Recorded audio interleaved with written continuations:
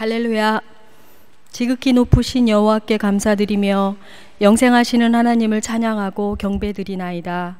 하나님의 권세는 영원한 권세이시며 하나님의 나라는 대대에 이르시며 하나님께서 행하시는 모든 일은 다 진실하시고 의로우심을 고백드립니다. 우리의 죄악과 그 기업에 남은 자의 허물을 사유하시며 인애를 기뻐하심으로 진노를 오래 품지 아니하시는 주님, 우리를 불쌍히 여기셔서 우리의 죄악을 발로 밟으시고 우리의 모든 죄를 깊은 바다에 던져주시기까지 우리를 사랑하여 주시는 주님을 이 시간 찬양드리며 경배드리오니 드려지는 이 예배를 흠양하여 주시옵소서. 내가 무엇을 가지고 여호와 앞에 나아가며 높으신 하나님께 경배할까? 내가 번제물로 1년 된 송아지를 가지고 주님 앞에 나아갈까? 여호와께서 천천의 순양이나 만만의 강물 같은 기름을 기뻐하실까? 내 허물을 위하여 내 맏아들을 드릴까? 내 영혼의 죄로 말미암아 내 몸에 열매를 드릴까? 여호와를 기쁘게 드리는 제사가 무엇인가를 열심히 구했던 선지자 미가에게 여호와께서 구하시는 것은 오직 정의를 행하며 인자를 사랑하며 겸손하게 하나님과 함께 동행하는 것이라고 말씀하셨습니다. 만복의 근원이 되신 하나님, 상한 심령으로 통회하는 마음으로 아버지 앞에 나오기를 기대하시며 기다리고 기다리시는 사랑의 우리 주 하나님 아버지시여, 우리 로마 연합교회 공동체 한 심령이 하나님의 정의를 구하며 이곳 로마 땅에서 하나님의 백성으로 살아가기를 원합니다. 우리 로마 연합교회 공동체 한 사람 한 사람이 하나님 마음에 합한 공동체의 지체들이 되어지기를 소망합니다. 협력하여 선을 이루어드리는 주님의 기쁨이 되어지는 공동체 되어지기를 갈망합니다. 내가 너희를 사랑한 것 같이 너희도 서로 사랑하라 하셨던 주님의 말씀에 순종하는 삶을 살아가게 도와주시옵소서. 하나님을 향한 열정 때문에 하나님 한 분만을 섬기며 바라보는 기쁘고 복된 하루하루가 되게 하여 주시옵소서. 이 시간 말씀을 증거하시는 목사님을 위하여 기도합니다. 성령의 능력으로 온전케 붙들어 주시옵고 선포하시는 말씀이 살아 운동력 있게 하시며 하나님의 전적인 사랑 안에 영육 간에 강건케 도와주시며 하나님과 동행하는 목자 되게 하여 주시옵소서. 말씀을 듣는 저희들의 마음의 문이 활짝 열려 주님 음성을 듣기를 소원합니다. 하나님이 말씀을 아는 것이 하나님을 아는 것이라고 하셨사오니 주야로 묵상하며 말씀을 사모하는 저희들 되게 하여 주시옵소서. 로마 연합교회 각 기관들과 지체들을 기억하여 주시고 사랑으로 하나 되게 도와주시옵소서. 간섭하여 주시옵소서. 우리 삶이 중보자 되시며 대변자 되시는 주님께 감사드리며 우리를 죄에서 대속하여 주신 주 예수 그리스도 이름으로 기도드립니다. 아멘. 내 백성이여 들으라. 내가 네게 증언하리라. 이스라엘이여 내게 듣기를 원하노라. 너희 중에 다른 신을 두지 말며 이방 신에게 절하지 말지어다. 나는 너를 애굽 땅에서 인도하여 낸 여호와 내 하나님이니 내 입을 크게 열라. 내가 채우리라 하였으나 내 백성이 내 소리를 듣지 아니하며 이스라엘이 나를 원하지 아니하였도다. 그러므로 내가 그의 마음을 완악한 대로 버려두어 그의 임의대로 행하게 하였도다. 내 백성아 내 말을 들으라. 이스라엘아 내 도를 따르라. 그리하면 내가 속히 그들의 원수를 누르고 내 손을 돌려 그들의 대적들을 치리니 여호와를 미워하는 자는 그에게 복종하는 채 할지라도 그들의 시대는 영원히 계속되리라. 또 내가 기름진 밀을 그들에게 먹이며 반석에서 나오는 꿀로 너를 만족하게 하리라 하셨도다. 아멘. 여러분, 만유 인력의 법칙을 발견했던 그 아이작 뉴턴경이라는 사람이 있습니다. 이 아이작 뉴턴은 인류 역사상 가장 영향력 있는 그런 사람 가운데 한 명입니다. 이 뉴턴은 영국에서 태어난 사람으로 물리학자였고 수학자였으며 또 천문학자였고 광학자였고 자연철학자였으며 또한 신학자였던 그런 사람입니다. 근데 이렇게 뉴턴처럼 이런 위대한 사람이었지만은 그도 이제 나이가 들어서 세상을 떠날 때쯤 되어서는 자신의 나이도 자신의 그 생일도 기억을 하지를 못하게 되었습니다. 그래서 그의 친구나 후배들이 찾아와서 그를 방문하여 인사를 해도 뉴턴은 그들의 이름조차도 기억을 해내지 못했습니다. 그와 그렇게 가깝게 지내온 사람들은 그런 아주 유능한 그리고 뛰어난 이런 학자가 모든 기억을 잊어버리는 것을 보면서 대단히 안타까워했습니다. 여러분, 일반적으로 우리 사람들의 뇌는 1천억 개의 그런 뇌세포를 가지고 있습니다. 근데 우리가 보통 20살이 지나면은 매일 하루에 10만 개씩 우리의 뇌세포가 죽습니다. 그러니까 아무리 뛰어난 천재 학자라고 해도 나이가 들면 어쩔 수 없이 점점 뇌세포가 죽어가고 그리고 기억을 잃어가는 것은 어쩔 수가 없는 일인 것입니다. 그래서 이 뉴턴을 찾아왔던 제자 중에 한 사람이 너무 안타까운 마음에 뉴턴에게 이렇게 물었습니다. 선생님께서 지금 거의 모든 것을 잊어버리고 기억을 하지 못하시는데 그래도 지금까지 기억하고 계시는 게 있지 않겠습니까? 혹시 선생님이 기억하고 계신 게 있다면 얘기를 좀 해주십시오. 이렇게 그 제자가 선생님에게 물었습니다. 안타까운 마음에. 그랬더니 이 뉴턴의 대답이 의외였습니다. 내가 다 잊어버렸는데 잊지 않고 기억하는 것이 2가지 있단다. 이렇게 얘기를 했어요. 그래서 아주 이 제자가 깜짝 놀라가지고 선생님 그 2가지가 뭡니까? 이렇게 물었더니 뉴턴이 한 가지는 내가 죄인이라는 것이고 또 하나는 예수님께서 나의 구주 되셨다는 이 2가지 사실은 내가 절대 잊지 않고 있다네. 이렇게 대답을 했다고 합니다. 여러분, 우리가 살면서 다 잊어버린다고 해도 잊어버리지 말아야 될 2가지 사실이 있습니다. 하나는 우리가 죄인이었다는 것과 또 하나는 우리 주 예수 그리스도께서 십자가에 달려 죽으심으로 우리를 죄와 사망에서 살려주셨다는 이 2가지 사실은 우리가 절대 잊어서는 안 되는 것입니다. 여러분, 보통 사람들은 자기가 남에게 베푼 것은 절대 잘 잊어버리지 않는다고 합니다. 그리고 자신이 남에게 받은 것은 잘 잊어버린다고 그래요. 그래서 내가 누군가에게 받아야 될 빚이 있으면 그건 절대 잊어버리지 않지만 내가 누구에게 갚아야 될 빚이 있다면은 그것은 너무도 쉽게 잊어버리는 게 우리 사람입니다. 여러분, 가까운 사람일수록 더 섭섭함을 느끼는 게 왜 그렇습니까? 내가 너에게 얼만큼 해줬는데, 내가 너한테 이렇게 많이 해줬는데 어떻게 네가 나한테 이렇게 할 수가 있냐, 어떻게 네가 이렇게 나한테 갚을 수가 있느냐 하고 내가 베푼 것에 합당하게 보답을 받지 못한다고 생각할 때 마음에 섭섭함이 생기고, 또 섭섭함을 넘어서 극기야는 서로 멀어지게 되고 원수가 되고 마는 것입니다. 그러므로 여러분, 우리는 내가 베푼 것은 가능하면 빨리 잊어버려야 돼요. 내가 베푼 것은 빨리 잊어버리고, 그리고 내가 남에게 받은 은혜는 기억하려고 애를 써야 됩니다. 그러면 서로 살아가는데 섭섭할 일도, 또 서로 이렇게 싸울 일도 다툴 일도 없게 되는 것입니다. 사랑하는 성도 여러분, 여러분 베푼 것은 빨리 잊고 받은 것은 꼭 기억하시기 바랍니다. 여러분, 사람에게 받은 것도 우리가 잊지 말고 꼭 기억을 해야 돼요. 그렇지만은 특별히 하나님께 우리가 받은 은혜는 절대 잊어서는 안 됩니다.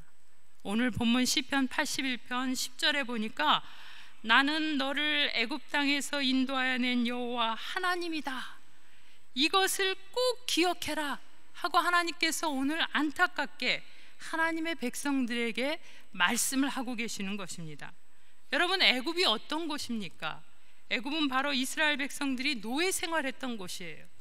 여러분, 평생 노예로 살다가 그렇게 노예로 죽음을 맞이할 수밖에 없는 곳이 바로 애굽이었습니다.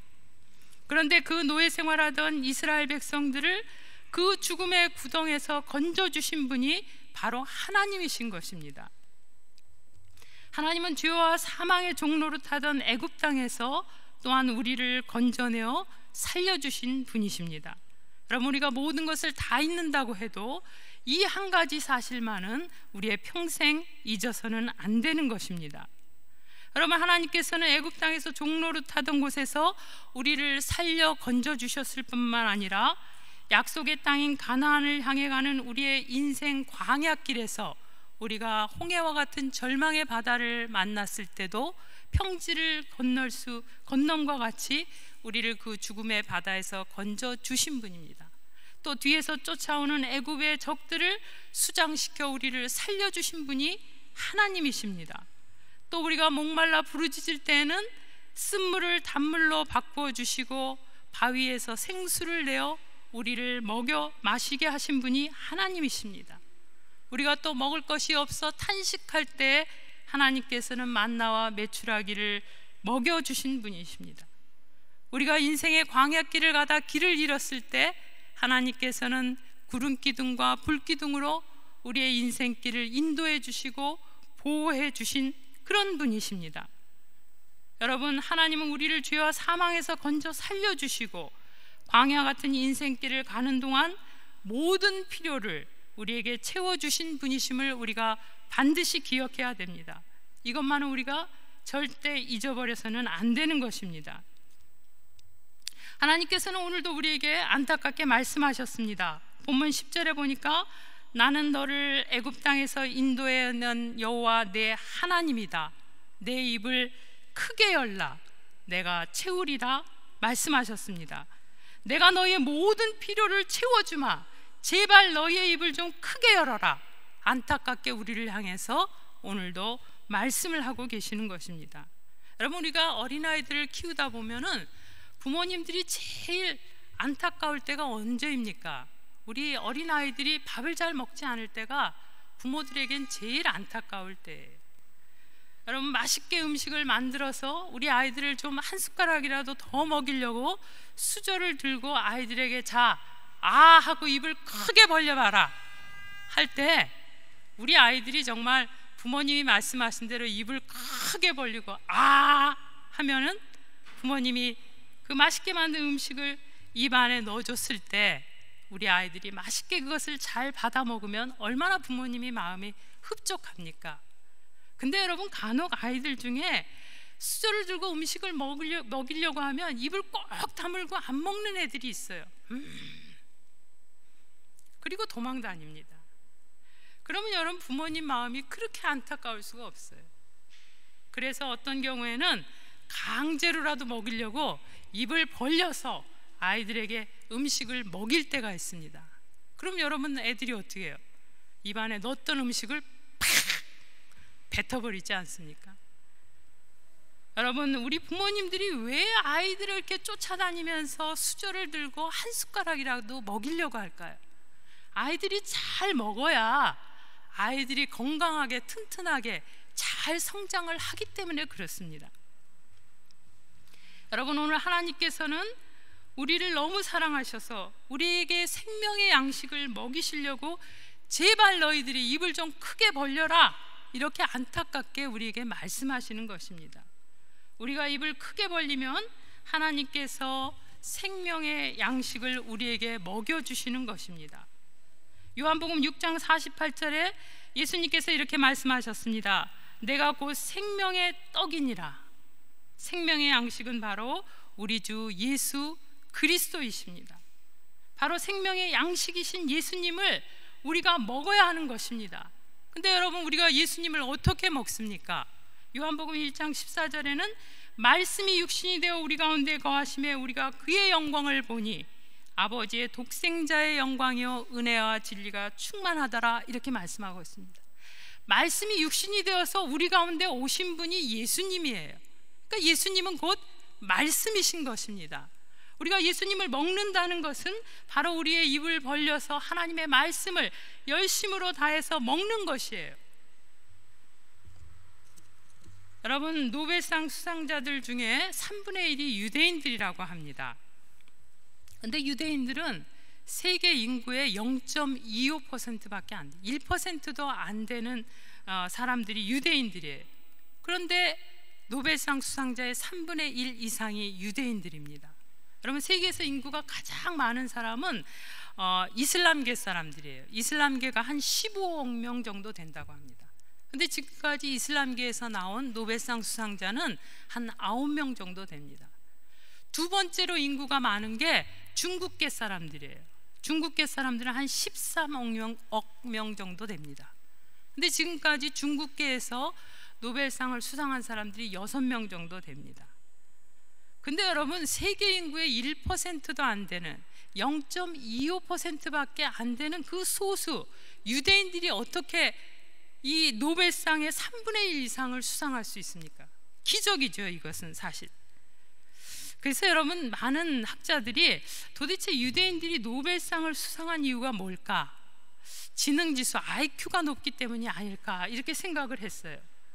그래서 2002년도에 핀란드에 있는 헬싱키 대학에서 세계 185개국 나라 국민을 대상으로 해서 평균 IQ를 조사를 했습니다. 근데 여러분, 놀랍게도 우리 한국 사람이 IQ가 평균 106으로 나왔어요. 세계에서 2위입니다. 그러면 유대인들이 1등일까요? 사람들이 그렇게 기대를 했어요. 그런데 이스라엘 사람들의 IQ를 조사해 보니까 평균 95, 세계 26위였습니다. 그 사람들이 IQ 지능지수가 높기 때문에 그렇게 많은 이 노벨상을 받았으리라고 생각하는데 그게 아니었어요. 그래서 그 다음에 그러면 교육열이 높아서 그런 걸까 하고 교육열을 조사했더니 여러분, 교육열 세계 제1위는 한국이었어요. 그게 학자들이 너무 의아스러운 거예요. 그럼 교육열도 아니면 교육에 투자하는 투자비가 1위인가? 그래서 투자비를 조사했습니다. 그랬더니 또 놀랍게 누가 1등이었을까요? 한국이 이 사교육비 단연 1등이었어요. 1등. 여러분, 학자들이 조사해 보니까 IQ도 한국이 제일 높고 또 교육열도 1등, 교육 투자도 한국이 1등이었어요. 그러면 어떻게 해서 유대인들이 이렇게 많은 노벨상을 수상할 수 있었을까 하고 다시 연구를 해서 알게 된 결론이 바로 교육 방식의 차이라는 걸 알게 됐습니다. 여러분, 유대인들의 교육 방식을 보니까 아이들이 자라서 이제 처음 글자를 깨우치게 되면은 제일 먼저 꿀을 한 숟가락 많이 퍼가지고 아이들에게 입을 크게 벌리게 합니다. 그럼 아이들이 입을 아 하고 벌리면 그 꿀을 아이들의 입에다 넣어줘요. 그리고 나서 하나님의 말씀을 들려줍니다. 그러니까 아이들이 하나님의 말씀을 먹으면 그 말씀이 꿀보다 더 달구나 하는 걸 평생 깨닫게 되는 거예요. 그래서 여러분, 이제 그 유대인들이 자라면은 이마에다가 조그만 상자를 매달고 다닙니다. 보신 분들도 있을 것 같아요. 그 상자 안에 뭐가 들었냐면 하나님의 말씀이 적힌 쪽지가 들어있습니다. 유대인들은 생각을 해도 무엇을 해도 항상 하나님의 말씀을 생각하고 그 말씀에 비추어서 하는 거예요. 여러분들도 유대인들의 팔을 보면은 가죽띠가 이렇게 팔에 묶여 있는 걸 알 수가 있습니다. 그 가죽끈에 뭐가 써 있냐면 하나님의 말씀이 적혀 있어요. 일을 할 때도 하나님의 말씀을 생각하고 하나님의 말씀에 의지해서 일을 하는 거예요. 여러분, 그게 바로 유대인들이 세계의 1%도 안 되는 소수 민족임에도 불구하고 노벨상의 3분의 1 이상을 수상한 그런 비결이라는 것을 알게 되었던 겁니다. 그런데 여러분, 한국 사람 어떻습니까? 머리도 세계 2등, 교육열도 세계 1위, 교육 투자도 세계 1등. 그런데 노벨상 수상자는 단 한 명입니다. 여러분, 우리 한국 사람들은 주로 교육을 다 학원에다 맡깁니다. 학원에다 맡기니까 아이들이 아침부터 밤까지 가서 뭘 공부합니까? 세상 공부를 하는 거죠.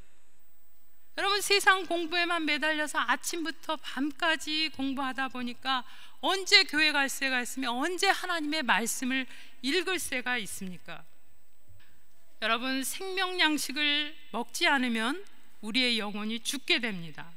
영혼이 잘 돼야 범사가 잘 되고 강건해지는 것입니다. 그런데 여러분, 우리의 영혼이 쫄쫄 굶고 아사 상태가 된 상태에서 어떻게 우리의 범사가 잘 되고 우리가 강건해질 수가 있겠습니까? 안 되는 겁니다. 여러분, 앞서 말씀드렸지만 뉴턴은 평생 과학의 연구에 그 일생을 바쳐 사느라고 시간이 없었어요. 결혼도 하지 못했습니다. 밥 먹을 시간도 없었어요. 잠잘 시간도 거의 없이 연구에 몰두해서 세계적인 과학자가 되었습니다. 그런데 그의 전기를 읽어보니까 뉴턴이 자기의 그 전공 서적보다도 성경을 더 많이 읽었다고 돼 있어요. 성경을 연구하는데 더 많은 시간을 바쳤다고 되어 있습니다. 그 결과가 어떻게 되었습니까? 뉴턴이 세계를 움직이는 과학자 100인 중에서 2위를 차지했습니다. 여러분, 하나님의 말씀은 바로 우리의 생명의 양식입니다. 말씀이 육신이 되어 우리 가운데 오신 예수님께서 나는 하늘에서 내려온 살아있는 떡이니 사람이 이 떡을 먹으면 영생하리라, 나의 줄 떡은 곧 세상의 생명을 위한 내 살이니라, 이렇게 말씀하셨습니다. 입을 크게 열고 우리가 하나님께서 주시는 생명의 양식을 날마다 먹을 때 하나님께서는 우리의 영생의 복을 주실 뿐만 아니라 이 땅에서 형통케 하는 형통의 복도 주시겠다고 우리에게 약속을 하고 계시는 겁니다. 여러분, 또 여기 입을 크게 열라는 것은 찬송하라는 것입니다. 둘째로는 찬송하라는 것입니다. 오늘 본문 시편 81편은 아삽이 지은 시입니다. 아삽이라는 사람은 다윗 왕 때 성막에서 찬송하는 일을 맡았던 그런 사람입니다. 그는 직접 노래를 부르기도 하고 성가대를 위해서 많은 찬송시를 지어서 성가대와 함께 부르기도 하였습니다. 여러분, 아삽과 그의 자손들은 대대로 노래하는 사람들이었어요. 성경은 그들이 부르는 노래를 신령한 노래다 이렇게 칭했습니다. 그러면 신령한 노래가 뭡니까? 신령한 노래가 찬송이지요. 여러분, 찬송은 하나님이 좋아하시는 노래입니다. 이사야서 43장 21절에는 이렇게 말씀하고 있습니다. 이 백성은 내가 나를 위하여 지었나니 나를 찬송하게 하려 함이다, 이렇게 말씀했어요. 여러분, 하나님께서 애굽에서 우리를 건져내신 이유는 바로 하나님께 찬송하게 하려 하심이다 말씀합니다. 하나님은 구원받은 하나님의 백성들이 찬송할 때 그 찬송 듣는 것을 너무너무 좋아하십니다. 그래서 찬송할 때 바로 하나님의 임재가 나타나게 되는 겁니다. 여러분, 우리가 음악회 하면 어떻게 됩니까? 음악회 하면 클래식 좋아하는 사람들이 다 와서 그 음악을 듣지 않습니까? 하나님께서도 우리가 찬송할 때 하나님은 그 찬송을 좋아하시기 때문에 그 자리에 들으러 오시는 겁니다. 사무엘상 16장에 보면은 악령이 이스라엘의 초대왕이었던 사울왕을 괴롭혔습니다. 그때 다윗이 수금을 들고 와서 손으로 타자 악령이 떠나가고 사울왕이 상쾌하게 나았다라고 성경이 되어 있습니다. 여러분, 다윗이 수금의 천재이기 때문에 그가 수금을 탈 때 악령이 떠나갔을까요? 성경은 우리에게 이렇게 말씀합니다. 사무엘상 16장 18절에 보니까 여호와께서 그와 함께 계시니라 그랬어요. 여러분, 다윗이 수금의 천재여서가 아니라 다윗이 수금을 타면서 하나님을 찬양하니까 하나님이 그 찬양을 듣기 위해서 그 자리에 임재해 오신 겁니다. 여러분, 하나님이 임재하는 자리에 어떻게 감히 악령이 그 자리에 머물 수 있겠어요? 하나님이 임재하시니까 악령이 떠나가 버리는 겁니다. 악령이 떠나갈 때 질병이 낫게 되는 것입니다. 여러분, 또 우리는 역대하 20장에서 브라가 골짜기의 전무후무한 승리의 사건을 기억할 수 있습니다. 유다 왕이었던 여호사밧 때 모압과 암몬이 연합군을 이루어서 유다 나라를 쳐들어왔습니다.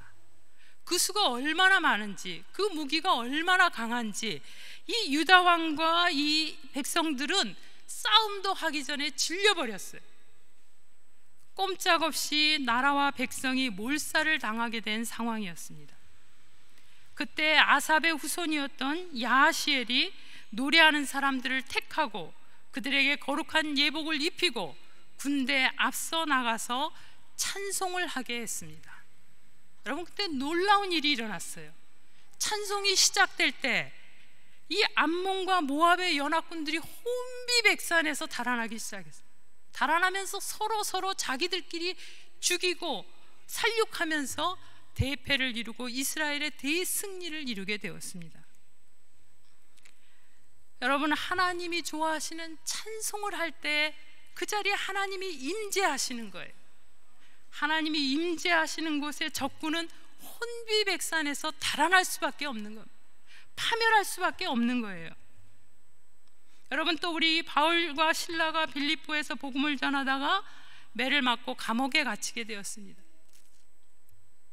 매를 맞고 찢어지고 상처난 그 상처를 붙잡고 한밤중에 기도하고 찬송할 때에 지진이 나고 옥문이 열리고 그들을 묶었던 착고가 다 풀어졌다고 성경은 우리에게 말씀합니다. 여러분, 왜 지진이 났어요? 왜 옥문이 열려졌습니까? 하나님이 좋아하시는 찬송을 하니까 그 자리에 하나님이 임재하시는 거예요. 여러분, 감옥 안에 하나님이 임재하시니까 어떻게 땅이 흔들리지 않을 수 있겠습니까? 어떻게 감옥문이 열리지 않을 수 있겠어요? 그들을 묶고 있는 착고와 그들을 억누르는 모든 억압하는 것이 어떻게 끊어지지 않을 수 있겠어요? 여러분, 찬양이 있는 자리에 하나님의 임재가 있습니다. 하나님은 찬양을 너무 좋아하시기 때문에 반드시 찬양하는 그 자리에 내려오시는 것입니다. 여러분, 우리 교회는 지금까지 20년 동안 전 세계를 다니면서 찬양 사역을 하고 있습니다. 지금까지 우리는 한 800여 회 그렇게 찬양을 했습니다. 그런데 한 번도 하나님께서 그 자리에 결석하신 적이 없었습니다. 여러분, 사람은 오지 않을지언정 하나님은 반드시 찬양하는 자리에 찾아오셨어요. 우리는 우리가 가는 곳마다 찬양할 때마다 하나님의 임재하심을 너무도 확실하게 알 수가 있었습니다. 우리가 미국 공연을 갔을 때 어떤 목사님이 우리에게 그렇게 말씀하셨습니다. 정말 우리 교회 수많은 그 유명한 부흥 목사님들이 오셨지만은 그러나 이런 은혜는 참 처음이었습니다. 그렇게 말씀하셨어요. 여러분, 우리가 뭐 세계적인 가수라서 그렇게 말씀하셨을까요? 아닙니다. 여러분, 우리가 전심을 다해서 하나님을 찬양하니까 찬양을 좋아하시는 하나님께서 그 자리에 오신 거예요. 하나님이 그 자리에 오시니까 그런 은혜를 받는 것입니다. 또 어떤 분은 이렇게 말씀하셨습니다. 정말 제가 나이아가라 폭포 앞에서 받았던 그 감동보다 더한 감동을 오늘 받았습니다. 이렇게 말씀하셨어요. 여러분, 우리의 목소리가 나이아가라 폭포의 그 떨어지는 물소리보다 더 우렁차기 때문에 그렇게 말했을까요?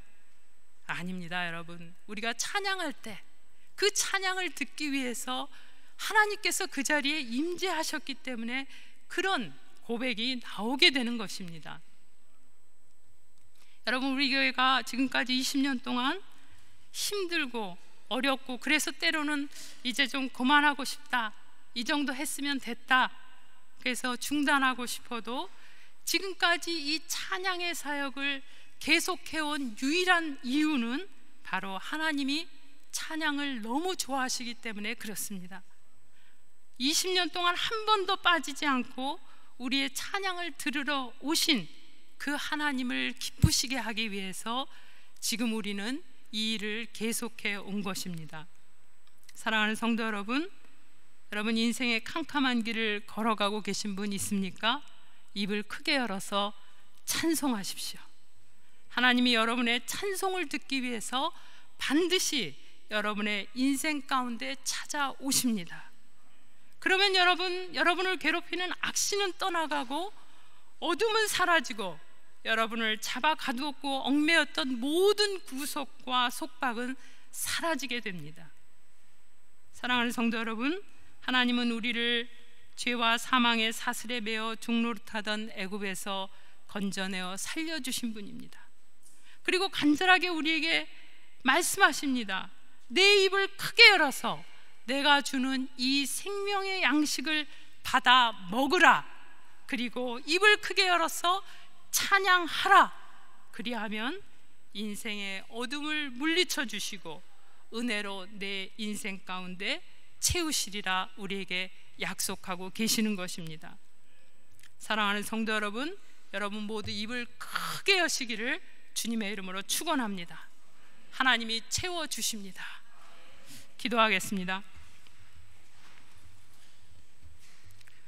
내 백성이여 들으라. 나는 너를 애굽 땅에서 인도하여 낸 여호와 내 하나님이니 내 입을 크게 열라. 내가 채우리라. 오늘도 우리에게 간곡하게 말씀하시는 주님, 날마다 우리의 입을 크게 열어서 주시는 생명의 말씀을 먹게 하시고 우리의 능력이 되시는 하나님을 향하여서 기쁘게 노래하며 찬양하는 삶을 살게 하여 주시옵소서. 감사드리며 우리 주 예수 그리스도의 거룩하신 이름으로 기도하옵나이다. 아멘.